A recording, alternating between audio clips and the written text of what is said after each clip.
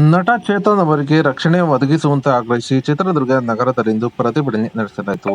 ಇನ್ನು ರಾಷ್ಟ್ರೀಯ ಪ್ರಬುದ್ಧ ಸೇನೆಯ ವತಿಯಿಂದ ಈ ಒಂದು ಪ್ರತಿಭಟನೆ ನಡೆಸಿದ್ದು, ನಟ ಹಾಗೂ ಸಾಮಾಜಿಕ ಹೋರಾಟಗಾರ ಹಾಗೂ ಧ್ವನಿ ಇಲ್ಲದವರ ಧ್ವನಿಯಾಗುತ್ತಿರುವ ನಟ ಚೇತನ್ ಅಹಿಂಸಾರ್ ಅವರಿಗೆ ಕೆಲ ತಿಂಗಳುಗಳಿಂದ ಕೆಲ ದುಷ್ಕರ್ಮಿಗಳು ಕ್ಷುಲ್ಲಕ ಕಾರಣಕ್ಕೆ ಬೆದರಿಕೆ ಹಾಕುತ್ತಿದ್ದಾರೆ.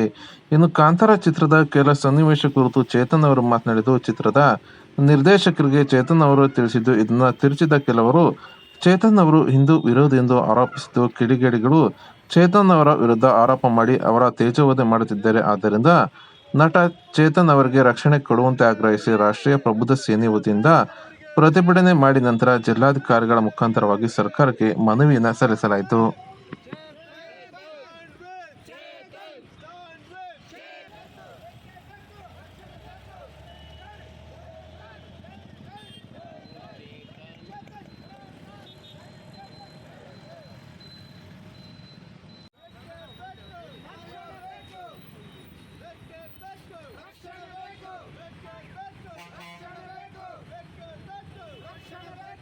Justice for Chetan! Justice for Chetan!